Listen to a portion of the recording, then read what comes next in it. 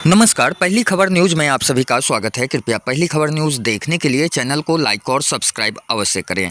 बिहार सरकार के स्वास्थ्य मंत्री मंगल पांडे पूर्णिया के सर्किट हाउस पहुंचकर पत्रकारों को संबोधित किया। इस दौरान बीजेपी बनमनखी विधायक कृष्ण कुमार ऋषि, बीजेपी सदर विधायक विजय खेमका, रुपौली निर्दलीय विधायक शंकर सिंह के अलावे बीजेपी के कई वरिष्ठ नेता और कार्यकर्ता मौजूद रहे। मौके पर स्वास्थ्य मंत्री मंगल पांडे ने मिशन सिंदूर की चर्चा करते हुए कहा कि भारतीय सेना के पराक्रम और प्रधानमंत्री नरेंद्र मोदी के नेतृत्व का सभी कोई सराहना करते हैं। मिशन सिंदूर समूचे विश्व को भारत की ताकत को दिखा दिया। आगे मंत्री मंगल पांडे ने कहा कि पूर्णिया में 38.29 करोड़ रुपए की स्वास्थ्य योजनाओं का लोकार्पण और शिलान्यास किया गया।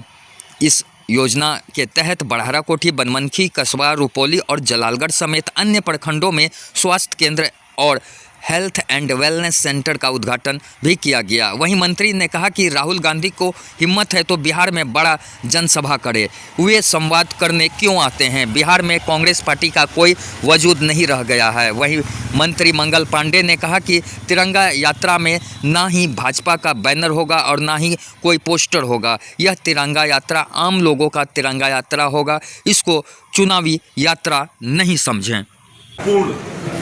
दुनिया के लोगों को संदेश दे दिया है कि भारत अब पाकिस्तान से दो ही मुद्दे पे बात करेगा। पहला मुद्दा आतंकी और आतंकी संगठनों को समाप्त करने के मामले पे, और दूसरा जो पाक अधिकृत कश्मीर है जिसे पाकिस्तान ने गलत तरीके से अपने कब्जे में रखा हुआ है, उस मुद्दे पर। तो आतंकवाद और पाक ऑक्युपाइड कश्मीर, इसी दो मुद्दे पर अब बात होगी। ये बहुत खुल के और साफ स्पष्ट तौर पे विश्व समुदाय को भारत के प्रधानमंत्री जी ने बता दिया है। साथ ही यह भी स्पष्ट है कि अभी ऑपरेशन सिंदूर पाकिस्तान की सरकार और सेना के आग्रह पर स्थगित किया गया, समाप्त नहीं हुआ।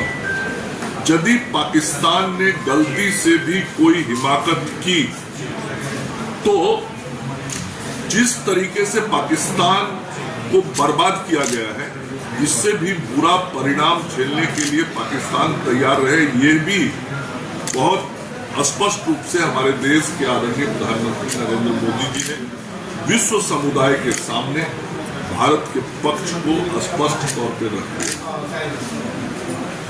दूसरा, पाकिस्तान में जो आतंकी ठिकाने थे, जहां पे आतंकियों को प्रशिक्षित किया जाता था, जहां पे आतंकियों को पनाह दिया जाता था, जहां से आतंकी फलते फूलते थे, उन ठिकानों को चून चून कर नेस्ता नाबूद भारत की सेना ने कर दिया।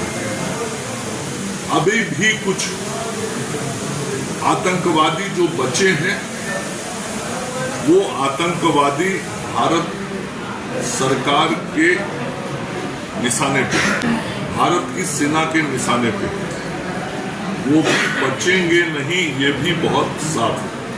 भारत की सरकार नरेंद्र मोदी जी के नेतृत्व में और भारत की सेना अपने जांबाज सैनिकों के नेतृत्व में दुश्मनों के हर प्रयास का जवाब और सटीक जवाब देने के लिए पूरी तरीके से तैयार है।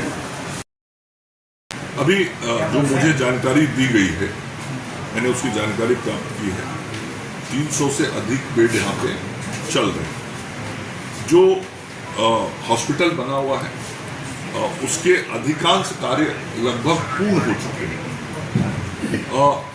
कुछ मामूली सा काम बचा हुआ है और वह काम जो हमारा एजेंसी है BNSIC, वो उस काम को शीघ्र पूर्ण कर लेगा। तो जो आपका आज सुझाव है, वह सुझाव क्रियान्वित होगा।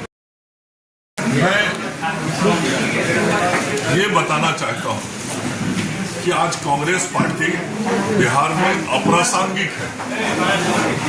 कोई मतलब नहीं रह गया उस पार्टी का, ना उसकी विचारधाराओं के साथ चलने वाले लोग रह गए हैं इस बिहार के अंदर। स्थिति यह हो गई है कांग्रेस पार्टी की कि यदि उनके राष्ट्रीय नेता आते हैं तो उनके नेता को सुनने के लिए बिहार की जनता नहीं आती।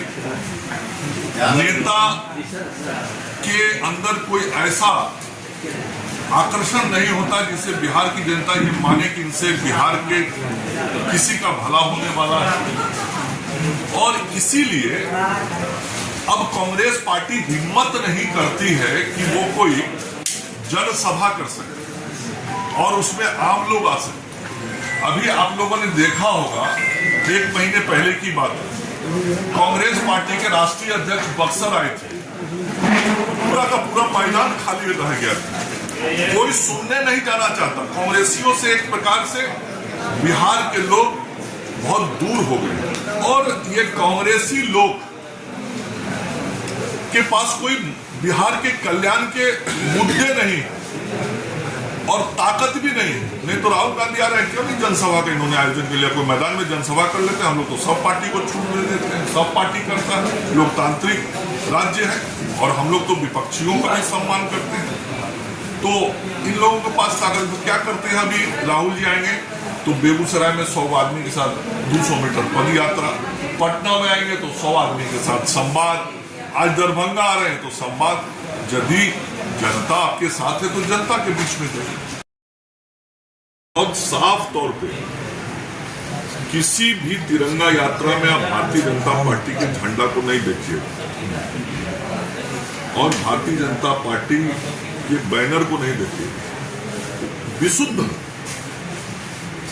आम जन से अपील करते हुए समाज के लोगों को लेकर लोग सड़क पर राष्ट्र प्रेम को प्रदर्शित कर रहे हैं और राष्ट्र प्रेम तो सबके हृदय में रहता ही नहीं, उससे भी ज्यादा हम अपने उन सैनिकों को उत्साहित कर रहे हैं, उन सैनिकों के आत्मबल को मजबूत कर रहे हैं जो अपना घर छोड़ के, परिवार छोड़ के देश की सीमा पे लड़ाई लड़ रहे हैं। वैसा सैनिक को हर देश के हर कोने से संदेश जाए कि आज संपूर्ण देश हमारे साथ खड़ा है।